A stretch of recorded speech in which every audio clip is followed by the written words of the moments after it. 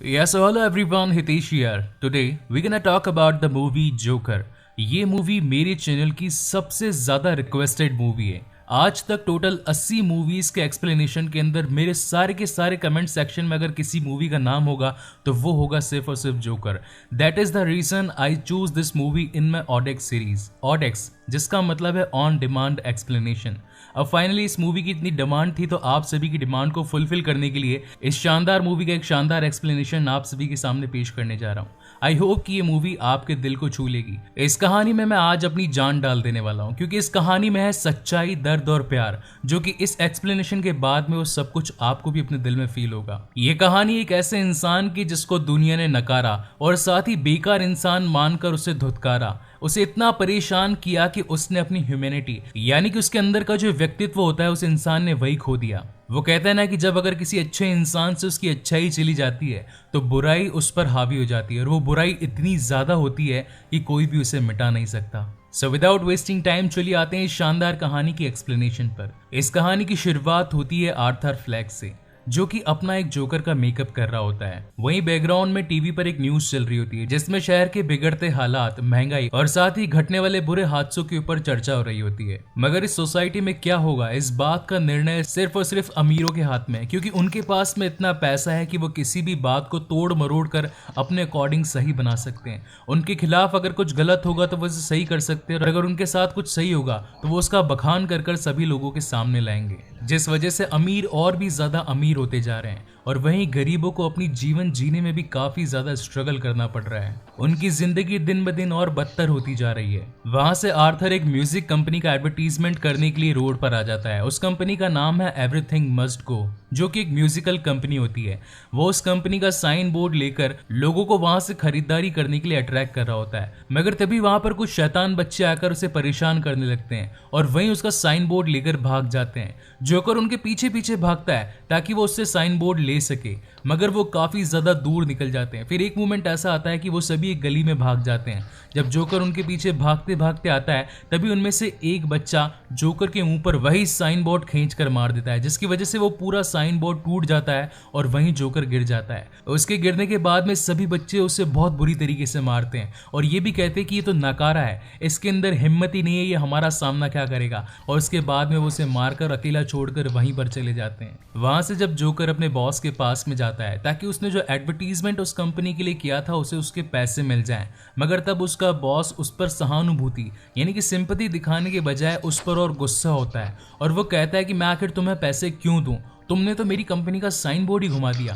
अगर तुम मुझसे पैसे लेने चाहते हो तो मुझे वापस मेरा साइन बोर्ड लाकर दो, अदरवाइज तुम्हें इस काम के पैसे नहीं मिलेंगे। हालांकि आर्थर उसे ये बात बताना चाहता था कि कुछ लड़कों ने उसे मारा और साथ ही उसका साइन बोर्ड तोड़ दिया, मगर वो उसे नहीं बता पाता क्योंकि वो उस मोमेंट पर काफी ज्यादा अपने आप को सेल्फ ऑब्सेस्ड पाता है। उसके अंदर कॉन्फिडेंस ही नहीं होता कि आखिर वो बॉस की सभी बातों का जवाब कैसे दे और वो बिना कुछ बोले वहां से निकल जाता है। इन सभी बातों के बाद में आर्थर काफी ज्यादा हर्ट हो जाता है, मगर फिर भी वो अभी तक एक अच्छा इंसान ही होता है। उसके अंदर अभी भी लोगों को हंसाने की एक कला होती है। वहीं अगले दिन जोकर की मुलाकात उसके कलीग रैंडल से होती है और तब जोकर उसे उन लड़कों के बारे में बताता है जिन्होंने उसे मारकर उसका साइन बोर्ड तोड़ दिया। इसी बात पर रैंडल उसे एक गन रखने के लिए कहता है और कहता है कि ये हमेशा अपने पास में रखो, इसीलिए नहीं कि तुम्हें इसका मिसयूज कर कर लोगों को लूटना है, बल्कि इसीलिए ताकि ये गन तुम्हें सेफ रख सके। पहले तो आर्थर उस गन को लेने से मना कर देता है, लेकिन फाइनली जब रैंडल उसे समझाता है कि ये गन तुम्हारे काम ही आएगी तो इन्हीं बातों को समझकर फाइनली आर्थर उस गन को अपने पास में रख लेता है। वहीं से आर्थर अपने घर की ओर निकलता है। जब वो एक बस में बैठा होता है तो वहीं पर उसके सामने एक बच्चा होता है, तो वो उस बच्चे को हंसाने के लिए कुछ अलग अलग फेस बनाता है ताकि उस बच्चे को हंसी आ जाए, मगर तभी उसकी माँ आर्थर से कहती है कि मेरे बच्चे को परेशान मत करो। तो आर्थर कहता है कि मैं तो बस इसे हंसाने की कोशिश कर रहा था, मगर वो लेडी उस पर काफी ज्यादा गुस्सा होती है और वो कहती है कि तुम्हें समझ में नहीं आता।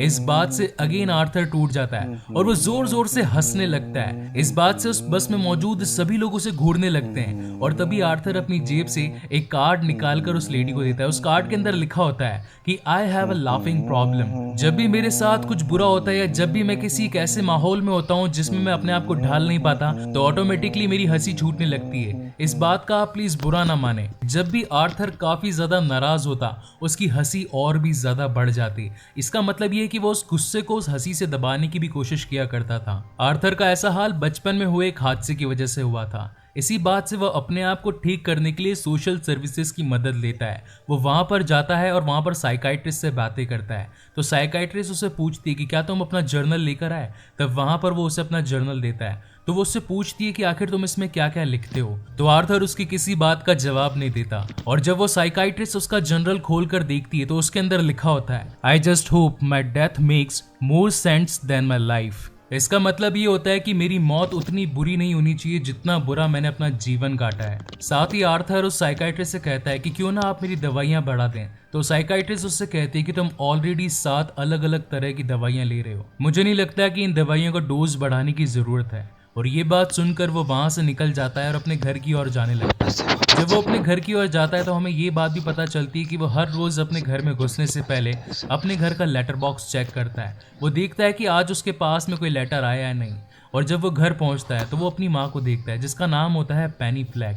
पेनी उससे पूछती है कि क्या लेटर बॉक्स में आज लेटर आया थॉमस वेन की तरफ से। तो आर्थर कहता है कि नहीं, आज भी कोई लेटर नहीं आया। बेसिकली आर्थर की माँ पेनी ने थॉमस वेन यानी इस गौथम शहर का सबसे अमीर इंसान उसके घर पर 30 सालों तक नौकरी की थी। और उसे ऐसा लगता है कि अगर थॉमस वेन को हमारी इस कंडीशन का पता चलेगा कि हम किस हालात में रह रहे हैं तो वो हमारी मदद जरूर करेंगे। साथ ही पेनी को हर वक्त ये चिंता भी सताती रहती थी कि आर्थर उसका बेटा काफी ज्यादा दुबला पतला है। वहां से दोनों टीवी देखने के लिए बैठ जाते हैं जिसके अंदर एक शो आ रहा होता है जिसका होस्ट होता है मुरे फ्रैंकलिन। आर्थर मुरे का एक बहुत ही बड़ा फैन होता है। वो उसका कोई भी शो मिस नहीं करता। आर्थर ये समझता है कि मुरे उसकी लाइफ का इंस्पिरेशन है और आज तक उसने जो भी किया या आज तक जो भी पाया वो सब कुछ उसी के इंस्पिरेशन से पाया है। और यही रीजन होता है कि आर्थर मुरे को अपना एक आइडियल मान लेता है। अब क्योंकि आर्थर के पास में पैसे नहीं होते हैं और बॉस ने उसे ये कह दिया था कि जब तक तुम्हारे पास में साइन बोर्ड नहीं आता मैं तुम्हें पैसे नहीं दूंगा। इसी बात से वो रोड पर घूमने लगता है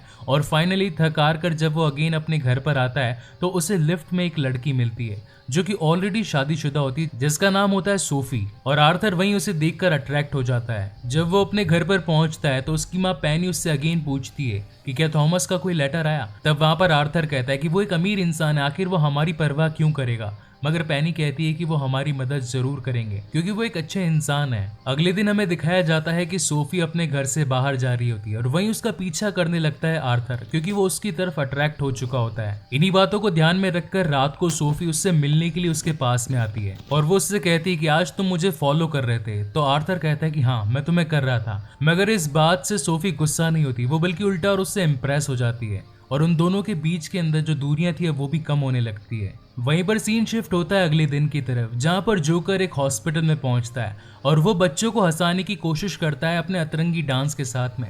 मगर जब वो उछल उछल कर डांस कर रहा होता है उन सभी को हंसाने के लिए तो गलती से उसकी जेब से वो गन वहां पर गिर जाती है और जैसे ही सभी बच्चे और सभी वहां के नर्सेस उस गन को देखते हैं तो वो काफी घबरा जाते हैं और इसी वजह से आर्थर को उसके जॉब से भी निकाल दिया जाता है। हालांकि आर्थर अपने बॉस को ये समझाने की कोशिश करता है कि वो गन बेसिकली एक खिलौना था, वो तो मेरा एक प्रॉप था उन सभी बच्चों को हंसाने का। मगर वो बॉस उसकी कोई भी बात नहीं सुनता और उसे वहां से जाने के लिए कह देता है। मगर आर्थर उसे समझाने की कोशिश करता है। वो उसे बार बार कहता है कि ये कोई बहुत बड़ी मिस्टेक नहीं है, ये सिर्फ और सिर्फ एक प्रॉप था। तभी वहां पर उसका बॉस उसे कहता है कि मुझे रैंडल ने सब कुछ बता दिया है, तुमने लास्ट वीक की उससे ये गन खरीदी थी।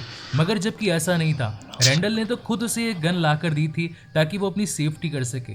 जब ये बात आर्थर को पता चलती है तो उसे बहुत बुरा लगता है। उसे ऐसा लगने लगता है कि रैंडल ने उसे झूठ बोला, उसने उसका साथ नहीं दिया। इन बातों से वो अगेन काफी ज्यादा हर्ट हो जाता है और वापस अपने घर आने के लिए एक ट्रेन के अंदर बैठ जाता है। जब वो एक ट्रेन के अंदर बैठा होता है तो वहां पर एक लड़की भी बैठी होती है। उस ट्रेन में 3 एम्प्लॉय भी खड़े होते हैं जो कि ब्रूस वेन की कंपनी में काम किया करते थे। हालांकि उस मोमेंट तक आर्थर को उनसे कोई मतलब ही नहीं होता। वो तो बस अपनी दुनिया में खोया हुआ होता है। वो इतना दुखी होता है कि वो ऑटोमेटिकली हंसने लगता है। उसकी जो बीमारी जो ऑटोमेटिक लाफ्टर उसका क्रिएट कर देती थी वो उसके सामने आ जाती है और वो जोर जोर से हंसने लगता है। उन तीनों को ये लगता है कि हमारे ऊपर हंस रहा है, तो वो अगेन उसे मारते हैं, उसे पीटते हैं, उसे इतना मारते हैं कि उसके मुंह से खून निकलने लगता है। आर्थर उन्हें कुछ बोलता, उन्हें कुछ समझाता, मगर उन तीनों को इस बात पर गुस्सा आ रहा था कि अगर हम उस लड़की को छेड़ रहे थे तो ये हम पर हंस रहा था, इसलिए वो अगेन उस पर बहुत ज्यादा वार करने लगते हैं, उसे बहुत पीटते हैं। तब जाकर आर्थर को काफी ज्यादा गुस्सा आ जाता है और वो अपनी गन निकालकर उन तीनों को शूट कर देता है। और जब उसे ये लगता है कि उसने इन तीनों को मार दिया है, उसका यहाँ पर रुकना सेफ नहीं है, तो वो वहां से भाग जाता है और भागकर सीधा एक वॉशरूम में पहुंचता है। मगर एकदम से वो अपने आप को कांच में देखकर डांस करने लगता है। नॉर्मली उससे इस बात का अफसोस होना चाहिए था कि उसने अभी अभी 3 लोगों का कत्ल किया है, मगर ऐसा कर कर उसे खुशी मिली थी। इन सभी से हमें इस बात का पता चलता है कि किसी इंसान को इतना भी मत डराओ कि उसके मन से वो डर ही खत्म हो जाए। वहीं अगले सीन में हमें दिखाया जाता है कि अब आर्थर टीवी पर बैठकर एक न्यूज देख रहा होता है। उस न्यूज के अंदर थॉमस वेन बाकी सभी लोगों को बता रहा होता है कि जिन 3 लोगों का ट्रेन में कत्ल किया गया वो बेसिकली अच्छे लोग थे, अच्छे इंसान थे जिनकी बुरी मौत हो गई। और वो ये भी बताता है कि जिस इंसान ने उन तीनों को मारा वो किसी जोकर की पोशाक में था। मगर आश्चर्य की बात यह है कि लोग उन तीनों की मौत की बजाय उस जोकर पर तरस खा रहे हैं। लोग ये सोच रहे हैं कि जोकर ने जो किया वो अच्छा किया। इसके बाद में आर्थर अपनी साइकाइट्रिस्ट के पास में मिलने के लिए जाता है। तब वहां पर वो साइकाइट्रिस्ट बताती है कि आज हमारी लास्ट मीटिंग है, क्योंकि अब गवर्नमेंट ने हमारा हिस्सा काट दिया, हमारे पास इतना बजट ही नहीं है कि हम आप जैसे लोगों की मदद कर सकें। और इन्हीं बातों से ऑलरेडी टूटा हुआ आर्थर और ज्यादा टूट जाता है। वहीं अगले सीन में हमें दिखाया जाता है कि आर्थर स्टैंड अप कॉमेडियन बनकर कुछ लोगों के सामने अपना परफॉर्मेंस कर रहा होता है, मगर तभी काफी ज्यादा लोगों को अपने सामने देखकर वो थोड़ा सा नर्वस फील करता है और यही नर्वसनेस उसे अपनी हंसी की ओर ले जाती है और वो वहां मौजूद सभी लोगों के सामने जोर जोर से हंसने लगता है। इसी वजह से उसका पूरा परफॉर्मेंस जो वो देने वाला होता है वो खराब हो जाता है। इसके बाद जब आर्थर अपने घर पहुंचता है तो वहां उसकी माँ उसे एक लेटर पोस्ट करने के लिए कहती है, जो कि होता है थॉमस वेन के लिए। मगर आर्थर उसे वो पोस्ट करने से पहले एक बार खोल कर पढ़ लेता है, जिसमें लिखा होता है कि मेरे बेटे को मदद की जरूरत है। और इन्हीं बातों से अगेन आर्थर पर काफी ज्यादा इफेक्ट होता है। इसी वजह से वो अपनी माँ के पास में जाता है और उनसे पूछता है कि आखिर आपने थॉमस वेन को ऐसा लेटर लिखने का क्यों सोचा, आपने क्यों एक ऐसे इंसान से मदद मांगी जो कि हम लोगों को कीड़ा समान समझता है। तब वहां पर उसकी माँ बताती है कि नहीं बेटा, ऐसा नहीं है, पहले हमारे हालात काफी अच्छे थे। एक टाइम था जब मैं थॉमस से काफी ज्यादा प्यार किया करती थी, मगर समाज को अगर ये पता लगता कि वो काफी ज्यादा अमीर और मैं गरीब हूँ तो इस बात से हम दोनों के रिलेशनशिप पर काफी बुरा इफेक्ट पड़ता। इसी वजह से थॉमस ने मुझसे एक लेटर साइन करवाया जिसमें लिखा था कि आज के बाद मैं तुमसे कोई भी संबंध ना रखूं, और यही रीजन है कि आज हम लोग इस हालत में हैं। इन बातों को समझकर आर्थर फाइनली थॉमस वेन के घर जाने का डिसाइड करता है, जहां पर उसकी मुलाकात उसके बेटे ब्रूस वेन यानी कि हमारे आने वाले बैटमैन से होती है। एक बच्चे को अपने सामने पाकर उसके दिल के अंदर भी अपनी पुरानी वाली छवि आ जाती है और वो उसे हंसाने की कोशिश करता है, क्योंकि वो दिल से तो एक जोकर ही होता है। मगर उसी मोमेंट पर वहाँ उनका बटलर जिसका नाम होता है अल्फ्रेड वहां पर आ जाता है और वो ब्रूस को वहां से ले जाता है और कहता है कि अनजान लोगों से बातें नहीं करनी चाहिए। मगर तभी आर्थर अल्फ्रेड को बताता है कि वो कोई अनजान इंसान नहीं, बल्कि उसकी माँ पेनी फ्लैक ने आपके घर पर टोटल 30 साल तक काम किया है। मगर अल्फ्रेड उसकी बातों पर विश्वास नहीं करता और वो उसे वहां से जाने के लिए कह देता है और कहता है कि अगर तुम यहाँ से नहीं जाओगे तो मैं पुलिस को यहाँ पर बुला लूंगा। लेकिन तब आर्थर कहता है कि मुझे थॉमस वेन से मिलना है, मैं उनसे मिलना चाहता हूँ। तो अल्फ्रेड उसे मना करता है, वो कहता है कि थॉमस वेन किसी से नहीं मिलते। तब वहां पर आर्थर कहता है कि मैं सच्चाई जानता हूँ, मुझे पता है कि थॉमस वेन का मेरी माँ यानी कि पेनी से बहुत पहले एक अफेयर हुआ करता था और दोनों साथ में रहा करते थे, और साथ ही मैं ये भी जानता हूँ कि मैं किसी और का नहीं बल्कि थॉमस वेन का ही बेटा हूँ। लेकिन इस बात से अल्फ्रेड उसे मना कर देता है और वो कहता है कि तुम्हारी माँ एक पागल थी और उसने तुमसे झूठ बोला है, उसने एक मनगढ़ंत कहानी बनाई है जिसके अंदर वो ये बता रही है कि वही तुम्हारा असली पिता है, बल्कि ये सब कुछ तो एक झूठ है। इन बातों से अगेन आर्थर पर इफेक्ट पड़ता है और वह इन बातों को सुनकर वहां से निकल जाता है। और जब वो अपने घर पर पहुंचता है तो उसे पता चलता है कि उसके घर पर एम्बुलेंस आई है और वो सभी उसकी माँ को हॉस्पिटल ले जाने लगते हैं। बेसिकली आर्थर की मॉम यानी कि पेनी फ्लैक को एक स्ट्रोक आया होता है, इसी वजह से वो सभी उसे हॉस्पिटलाइज मिस करते हैं। अपनी माँ को इस हालत में देखकर आर्थर काफी ज्यादा दुखी होता है, मगर उसी मोमेंट पर वहाँ पर दो पुलिस वाले आते हैं और वो आर्थर से बात करने लगते हैं कि क्या तुम्हें कुछ पता है कि ट्रेन हादसे के अंदर जिस जोकर ने 3 लोगों को मारा, क्या तुम उसके बारे में कुछ जानते हो? तब आर्थर वहाँ पर अनजान बनने की कोशिश करता है और वो कहता है कि नहीं, मुझे तो इसके बारे में कुछ भी नहीं पता। और साथ ही आर्थर को ये भी पता चलता है कि जो क्वेश्चन अभी वो मुझसे कर रहे हैं यही सेम क्वेश्चन उन्होंने मेरी माँ से भी करे थे और इन्हीं क्वेश्चंस की वजह से ही उसकी माँ को अटैक आया था। इसके बाद आर्थर अपनी माँ के पास आकर बैठ जाता है। वहाँ पर सोफी भी मौजूद होती है और वो दोनों आपस में बातें करने लगते हैं। मगर उसी मोमेंट पर टीवी पे एक शो आ रहा होता है जिसको होस्ट कर रहा होता है मुरे फ्रैंकलिन, और तभी मुरे वहाँ पर एक क्लिप दिखाता है जिसके अंदर और कोई नहीं बल्कि आर्थर ही होता है, जिसने कभी स्टैंड अप कॉमेडियन बनने की कोशिश की थी, मगर उसकी हिम्मत की दाद देने की बजाय वहाँ पर मुरे ये बताता है कि कुछ लोग ऐसे हैं जिन्हें कॉमेडी करना ही नहीं आता और वो उसका मजाक उड़ाता है। वो ये बताता है कि किस तरीके से लोग इस पर हंसते हैं। और जब ये सारी बातें आर्थर देख रहा होता है तो उसे पता चलता है कि जिस इंसान को उसने आइडियल माना वो इंसान तो आज उसकी हंसी उड़ा रहा है, वो इंसान आज उसकी बीमारी का मजाक बनाकर लोगों के सामने रख रहा है। वहीं दूसरी ओर हमें शहर के हालात दिखाए जाते हैं जहाँ पर वो काफी ज्यादा बिगड़ चुके होते हैं। कई लोग अपने आप को जोकर समझकर जोकर का मास्क पहनकर शहर में इधर उधर घूमने लगते हैं। इस मोमेंट पर हमें पता चलता है कि लोगों के बीच में अब एक दीवार खड़ी हो चुकी है,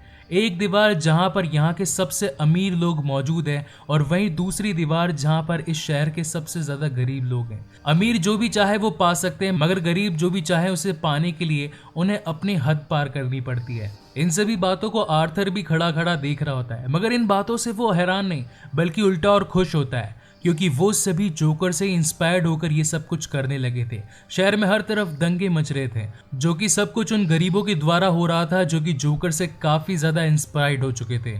इसके बाद हमें गौथम शहर का एक थिएटर दिखाया जाता है जहाँ पर चार्ली चैपलिन की एक मूवी रिलीज होती है। उस मूवी को देखने के लिए गौथम शहर के सबसे अमीर लोग वहाँ पर पहुँचते हैं, मगर वही बाहर कुछ लोग जोकर का मास्क पहनकर उन अमीर लोगों का विरोध कर रहे थे क्योंकि गरीबों के पास में तो खाने को पैसा नहीं और वहीं अमीर लोग अपने शौक और मौज को पूरा करने के लिए महंगी महंगी मूवीज देख रहे हैं। वो सब लोग जोर जोर से चिल्ला रहे होते हैं, I am joker, I am joker, और वहीं इन सारी बातों को आर्थर देखकर खुश हो रहा होता है। उसे ऐसा लगता है कि अब वो इन सब लोगों का हीरो है। मगर तभी पुलिस भी वहां पर पहुंच जाती है और उन गरीब लोगों को और उन सभी बदमाशों को वहां से हटाने की कोशिश करती है और इसी वजह से उन सभी लोगों में अफरा तफरी मच जाती है। और इसी बात का मौका पाकर आर्थर उस थिएटर के अंदर घुस जाता है ताकि वो थॉमस वेन से बात कर सके। वहां पर आर्थर की मुलाकात अपने पिता थॉमस वेन से होती है। तब वहां पर आर्थर अपने पिता से कहता है कि मैं आपका बेटा हूँ, मैं आपका वो बेटा हूँ जो कि पेनी फ्लैग से पैदा हुआ है। लेकिन इस बात से थॉमस वेन मना कर देता है और वो उसे एक मुक्का मार देता है जिसकी वजह से उसकी नाक से खून निकलने लगता है और वो कहता है कि मैं किसी पेनी फ्लैग को नहीं जानता, यहाँ से चले जाओ। आर्थर इतना ज़्यादा डिप्रेस हो जाता है कि वो अपने आप को सज़ा देने के लिए एक फ्रिज में बंद कर लेता है। मगर थोड़ी देर बाद में उसे कॉल आता है। वो कॉल होता है उन्हीं पुलिस वालों की तरफ से जो कि ट्रेन हादसे पर हुए अपनी इंक्वायरी कर रहे थे और वो उसे कहते हैं कि हम तुमसे बातचीत करना चाहते हैं, तुमसे पूछताछ करना चाहते हैं उस ट्रेन में हुए हादसे के बारे में। मगर तभी उसे पता चलता है कि मुरे फ्रैंकलिन ने उसे अपने शो पर इनवाइट किया है क्योंकि उसकी वो क्लिप जो कि उसने शो में दिखाई थी लोगों ने उसे काफ़ी ज़्यादा पसंद किया था। और जब ये बात आर्थर को पता चलती है कि मुरे ने उसे बुलाया है तो वो उसके शो में जाने का डिसाइड करता है। वहाँ से आर्थर आर्कम असाइलम पहुँचता है और वहाँ के रिसेप्शन पे पहुँचकर अपनी माँ की फाइल मांगता है, मगर वहाँ पर खड़ा बंदा उसे वो फाइल देने से मना कर देता है। इसी बात से आर्थर चुपके से उस फाइल को चुराकर वहाँ से भागने लगता है। जब आर्थर उस फाइल को खोलकर पढ़ने लगता है तो वो और अगेन टूट जाता है क्योंकि उस फाइल के अंदर कुछ ऐसी बातें लिखी थी जो कि आर्थर को काफ़ी हर्ट कर देती है। उस फाइल में ये लिखा होता है कि आर्थर की माँ पेनी फ्लैग का एक बॉयफ्रेंड भी था जिसके रिलेशन उससे कई साल पहले से थे और साथ ही वो बॉयफ्रेंड उसके बेटे यानी कि आर्थर को काफ़ी ज़्यादा परेशान भी किया करता था। इसी की वजह से आर्थर के सर पर एक चोट आई थी और आज जब वो इन सभी चीज़ों का सामना कर रहा है वो सभी कुछ उसी चोट की देन थी। इन बातों को शेयर करने के लिए, अपने दिल के दर्द को बांटने के लिए वो सोफी के पास में जाता है। मगर यहाँ पर हमें पता चलता है कि सोफी आर्थर के साथ में कभी अटैच थी ही नहीं, वो कभी उसकी गर्लफ्रेंड थी ही नहीं। वो जो भी मिलने मिलाने के विजन्स थे वो सब कुछ जोकर के माइंड की क्रिएशन थी। फाइल में जो बातें आर्थर ने पढ़ी थी उन बातों से उसे काफी ज्यादा गुस्सा आ रहा होता है, क्योंकि उसे ऐसा लगता है कि उसकी माँ ने उससे सच्चाई छिपाई।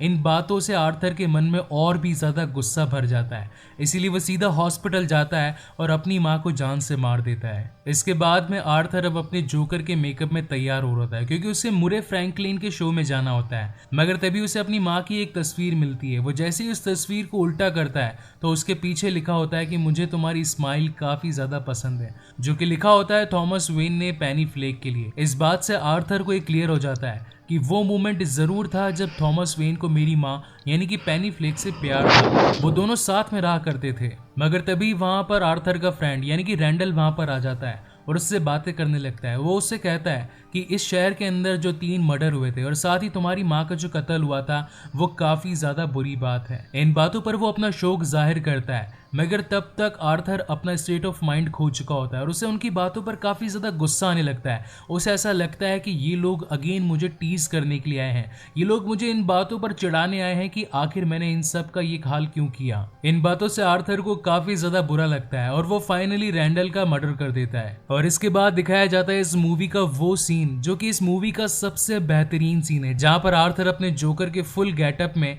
अब मुरे फ्रैंकलिन के शो में जाने के लिए तैयार होता है और वो अपनी इस खुशी को जाहिर करने के लिए वहां से डांस करता हुआ निकलता है। उसके मन में इतनी खुशी होती है कि वो उस बात को जाहिर अपने डांस के थ्रू करता है। इस दृश्य को देखकर हम ये पता लगा सकते हैं कि कोई इंसान किस हद तक अपनी मानसिकता को पार कर सकता है। मगर तभी वहां पर वो दोनों पुलिस वाले आ जाते हैं जो कि ट्रेन में हुए हादसे के मामले में उससे पूछताछ करना चाहते थे। इस बात से आर्थर वहां से भागने लगता है और वो सीधा एक मेट्रो स्टेशन तक पहुंचता है। मगर तभी उन्हें पता चलता है कि वहां पर तो कई सारे लोग हैं जिन्होंने सेम टू सेम जोकर का मास्क पहन रखा है। उन्हें मुश्किल हो रही होती है आर्थर को पहचानने में और इसी बात का फायदा उठाते हुए आर्थर वहां से भाग जाता है। वहां से आर्थर मुरे के शो में पहुंचता है और जब मुरे उसके सामने आता है तो वो उससे पूछता है कि क्या तुम भी जोकर बने हो, क्या तुम भी अमीर लोगों को प्रोटेस्ट करने में लगे हो। तब वहां पर जोकर मुरे से एक रिक्वेस्ट करता है और वो कहता है कि जब आप मुझे इंट्रोड्यूस करें लोगों के सामने तो मुझे being a joker he introduce करें। और फिर बारी आती है जब मुरे और साथ ही आर्थर लोगों के सामने होते हैं। वहां पर काफी सारी ऑडियंस उन दोनों के लिए तालियां बजा रही होती है और तभी वहां पर मुरे आर्थर को पूछता है कि आखिर तुम्हारा रीजन क्या है इस जोकर के गेटअप में आने का। तो आर्थर बताता है कि ये मैंने लोगों को हंसाने के लिए किया है, क्योंकि मेरे दिल में हमेशा से खुशियां भरी थी और मुझे खुशियां बांटना अच्छा लगता है। मगर इसी के साथ वो ये भी बताता है कि वेन एंटरप्राइज के जो 3 लोग रेल हादसे में मरे थे उन तीनों को उसी ने ही मारा होता है। इसके बाद आर्थर उन लोगों को एक सच्चाई से रूबरू करवाता है। वो उन्हें बताता है कि अगर गरीब मर जाए तो उसके बारे में कोई भी इंसान बात नहीं करेगा, वहीं अगर अमीर को एक छोटी सी चोट भी लग जाए तो सभी उसके लिए भगवान से प्रार्थना करने लगते हैं, सभी उनके बारे में सोचने लगते हैं कि आखिर वो ठीक कब होंगे। ये समाज अब बहुत ही ज्यादा घटिया हो चुका है, इसमें इमोशन ही नहीं बचे उन लोगों के लिए जो कि अपनी जिंदगी को जीना चाहते हैं। यहाँ पर सबको सिर्फ और सिर्फ अपने फायदे की पड़ी है, दूसरे के बारे में कोई भी नहीं सोचना चाहता। और साथ ही आज जो तुम मुझे शो में लाए हो इसके पीछे भी तुम्हारा ही फायदा है, क्योंकि इस शो की टीआरपी काफी ज्यादा बढ़ रही थी और इसीलिए तुम और पैसा कमाने के लिए मुझे यहाँ पर लाए। इस बात से मुरे फ्रैंकलिन मना करता है, इनकार करता है। वो कहता है कि ऐसी बात नहीं है, मगर तभी आर्थर को गुस्सा आ जाता है और वो उसे भी शूट कर देता है। इस बात से वहां मौजूद पब्लिक बिल्कुल हैरान हो जाती है। वो वहां से उठकर जाने लगती है। हर जगह अगेन अफरा तफरी मच जाती है और इसी बात से पुलिस उसके पीछे पड़ जाती है। मौका पाकर पुलिस आर्थर को अपनी गिरफ्त में ले लेती है और उसे अपनी कार में बिठाकर जाने लगती है।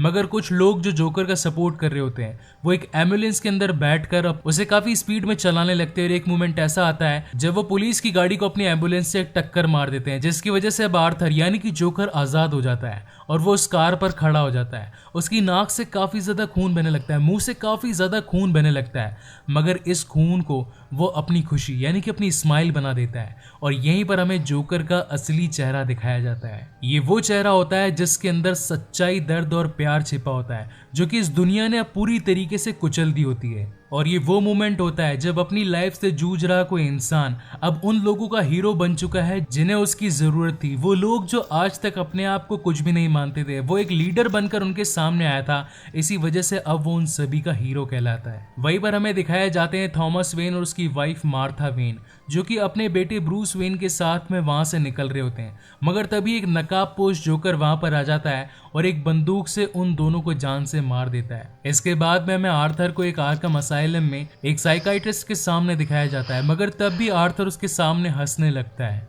तो साइकाइट्रिस्ट उससे उसके हंसने की वजह पूछती है। वो पूछती कि आखिर तुम किस बात पर हंस रहे हो, मगर तब आर्थर कहता है कि इस बात को तुम नहीं समझ पाओगी। इसी के साथ हमें जोकर के खून से सने पैर दिखाए जाते हैं, जो कि चलते हुए आर्कम असाइलम से बाहर निकलते हुए जाते हैं।